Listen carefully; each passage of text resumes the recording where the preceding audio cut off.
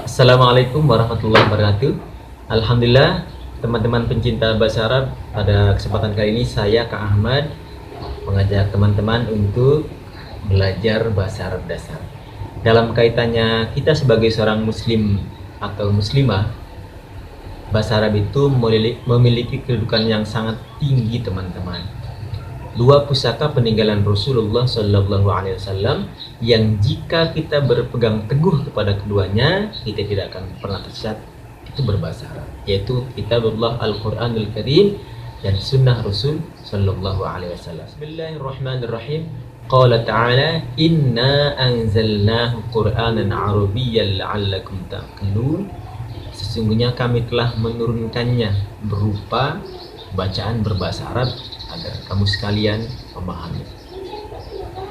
Dan masih banyak ayat-ayat Al-Quran yang lain yang menegaskan bahwa sesungguhnya bahwa Al-Quran itu berbahasa Arab. Misalnya ada surat Ar-Ra'd ayat 37, kemudian surat Toha ayat 113, kemudian surat Az-Zumar ayat 28. Salah satu usaha yang bisa ditempuh untuk memahami isi Al-Quran dan Sunnah Rasulullah Sallallahu Alaihi Wasallam adalah dengan belajar dan memahami bahasa Arab. Sayyidina Umar radhiyallahu anhu berkata, "Ta'allamul lughatal arabiyyata wa 'allimuhan nas." Pelajarilah oleh kalian bahasa Arab dan ajarkanlah ia kepada manusia. Dan dalam riwayat lain, "Ta'allamul lughatal arabiyyah fa innaha juz'un min dinikum."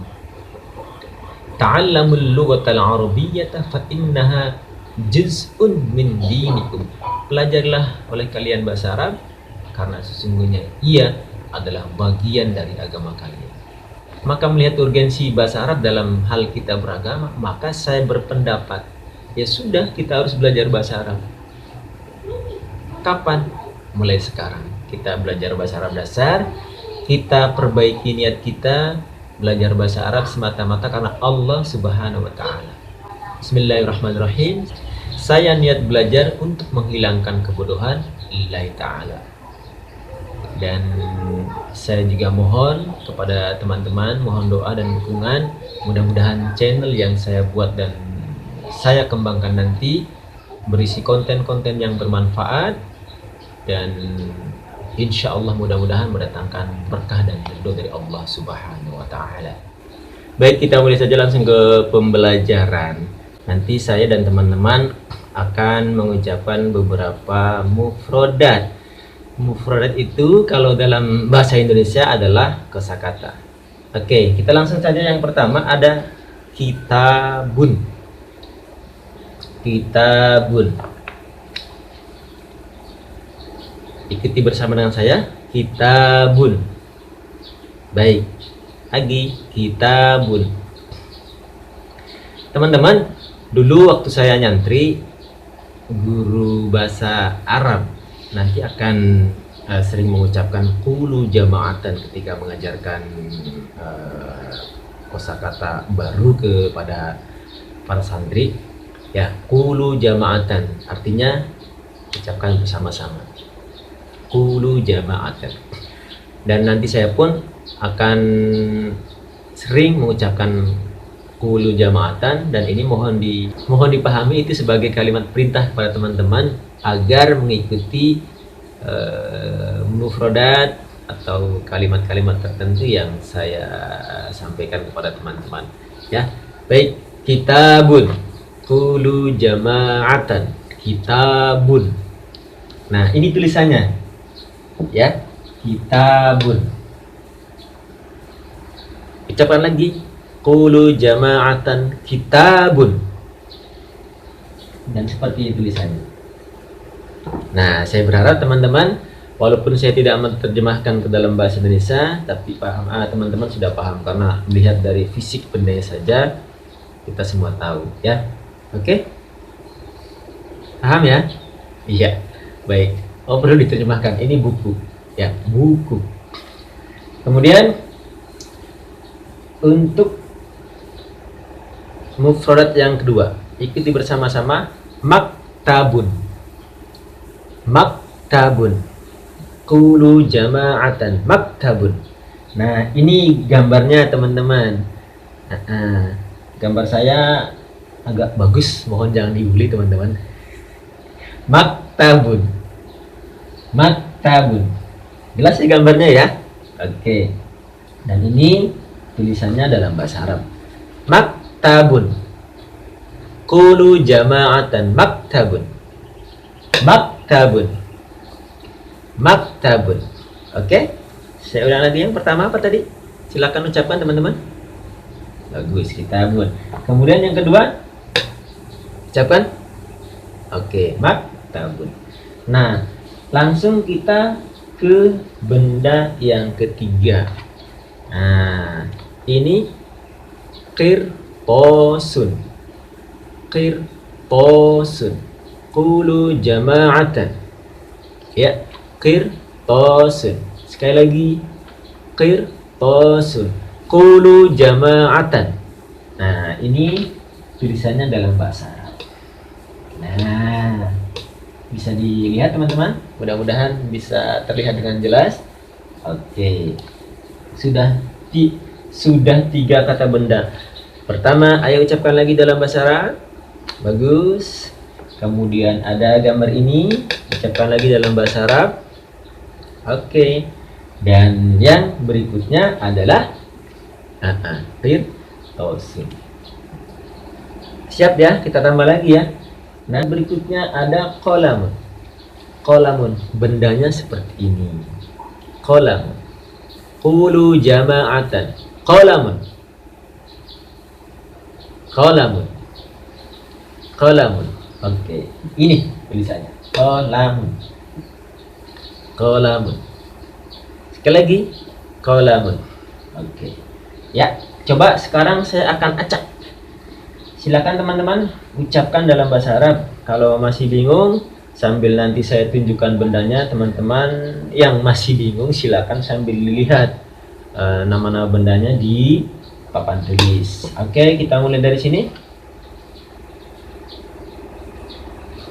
Oke, yang ini qalamun. Terus yang ini kitabun. Terus yang ini aslinya. Kalau tadi gambarnya, sekarang aslinya maktabun. Oke. Sekarang kita tambah lagi untuk mufrodat yang berikutnya. Masjidun. Masjidun. Masjidun. Qulu jama'atan. Masjidun. Ucapan lagi. Terus lagi, masjidun. Ucapkan lagi, masjidun. Nah, insya Allah ini tanpa diterangkan artinya, tanpa disebutkan artinya, teman-teman sudah bisa paham. Nah, ini gambarnya gambar masjid. Oke. Dan untuk pertemuan yang pertama ini, insya Allah teman-teman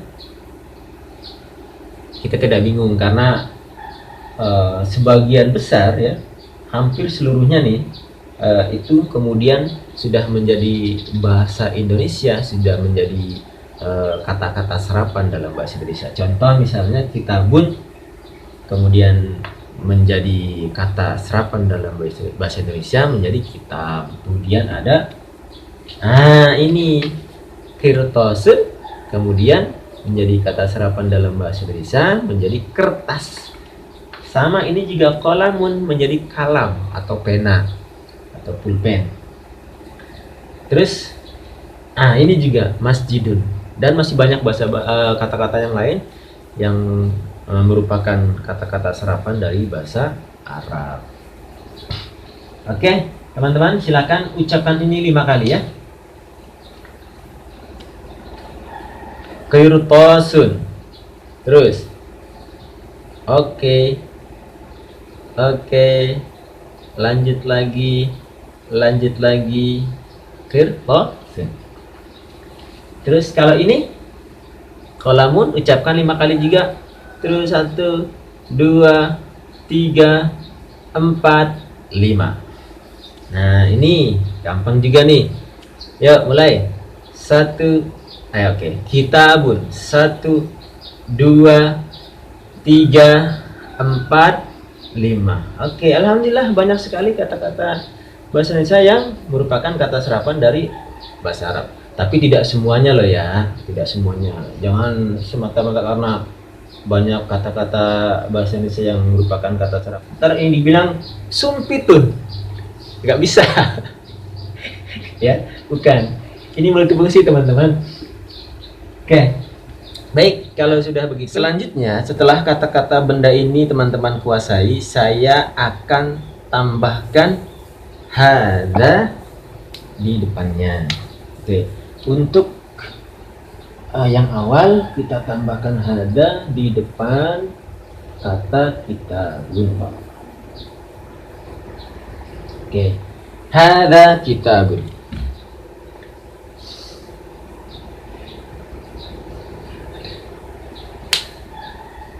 Hada kitabun. Hada kitabun. Hada termasuk isim isyarah, kata tunjuk, ismul isyarah lil qarib, yaitu kata tunjuk untuk benda yang dekat dengan si penunjuk. Misalnya,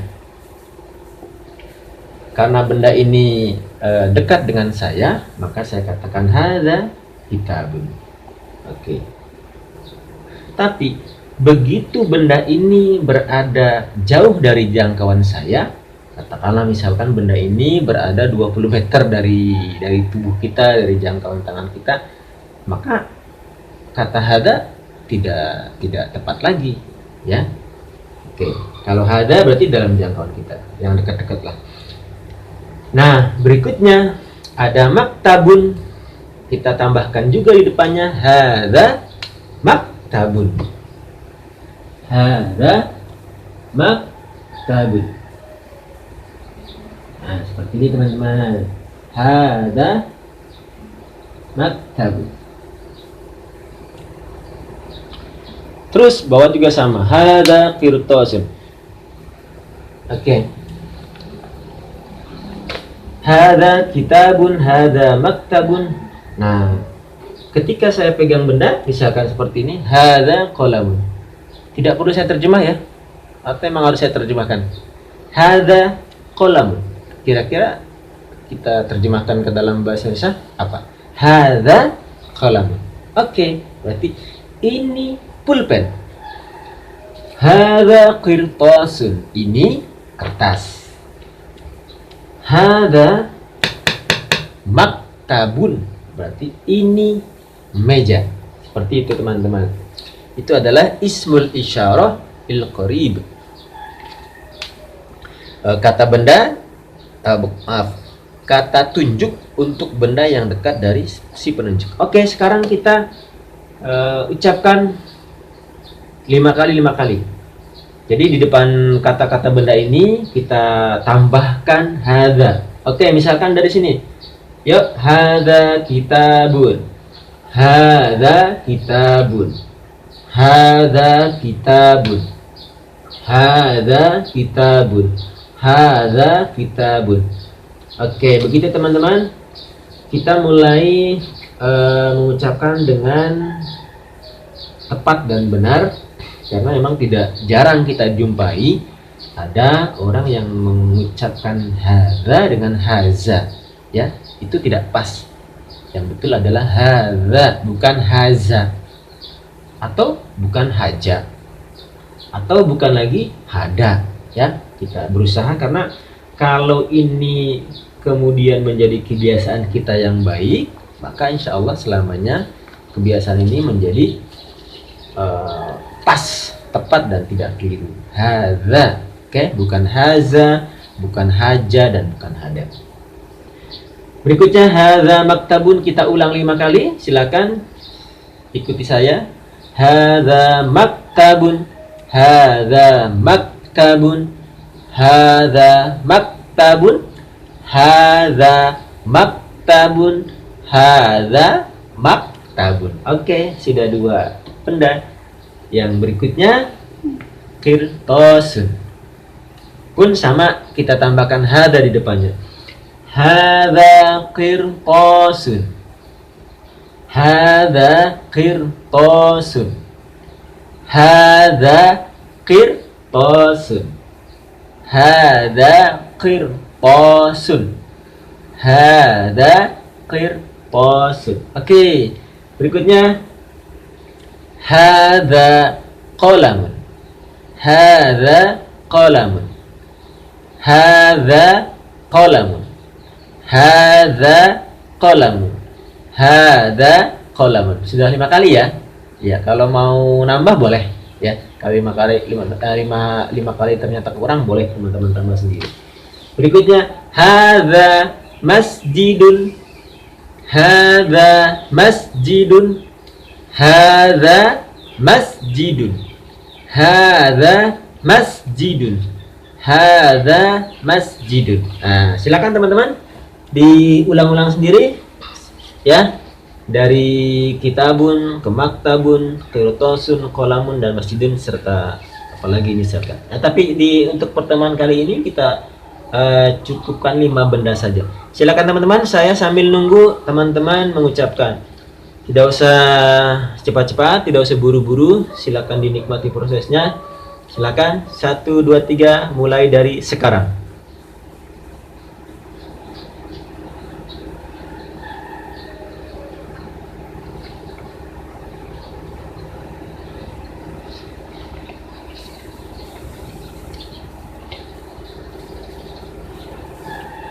Cukup teman-teman? Baik. Berikutnya, kalau hadza sudah sudah teman-teman pahami, kemudian kita akan tambahkan lagi sekarang di depannya dengan dzalika. Dzalika. Saya tuliskan dulu dzalika. Oke, dzalika. Cek.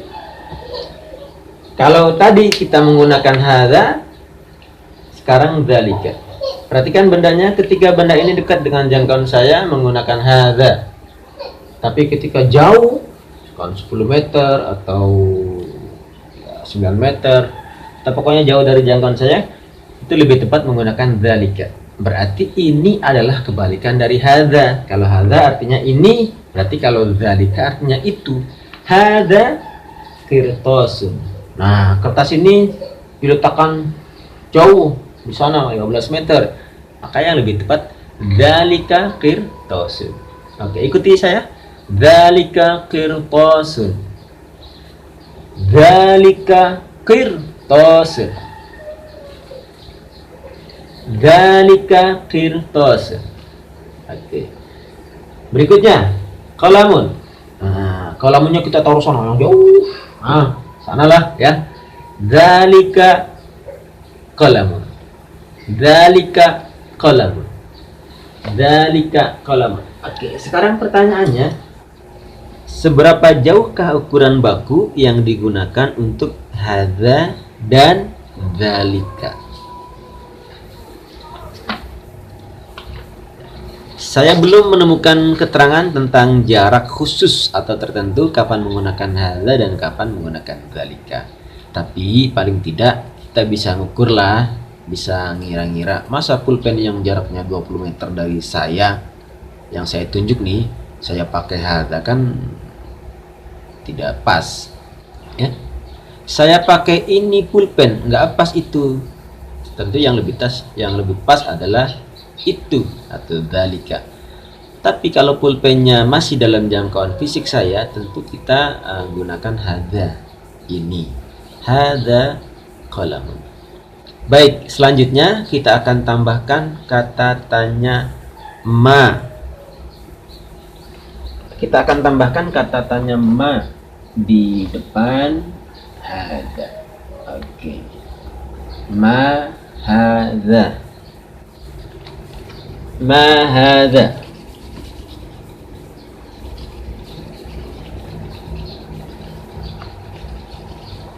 Oke. Ma hadza. Ini pertanyaan teman-teman.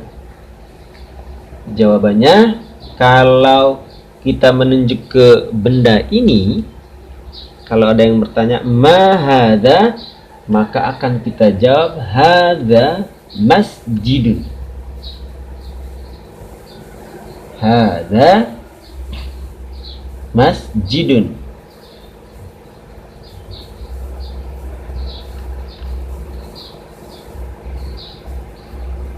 Oke, hadza masjidun.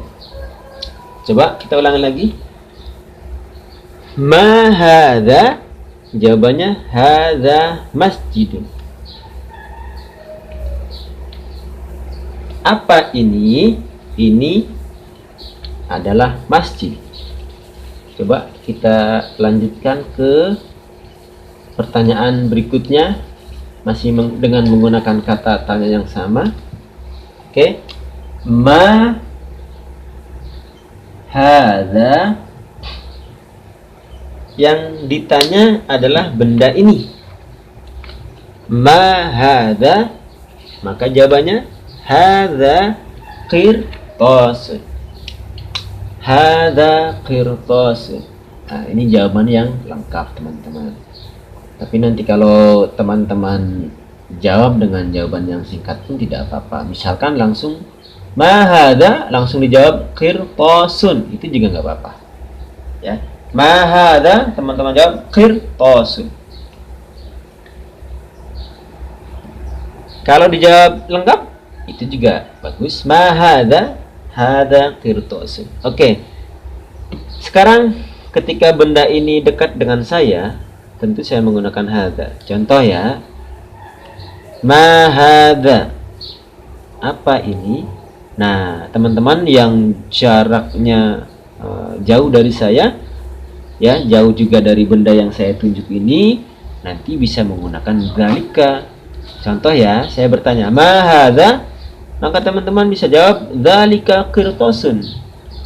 Ya, pas itu, karena memang jauh jaraknya dari benda yang saya tunjuk.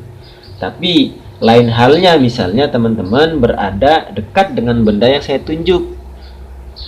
Ya, misalkan kita dalam jarak yang dekat lah, 1 meter misalnya. Ma hadza, maka teman-teman jawab hadza qirtasun, seperti itu.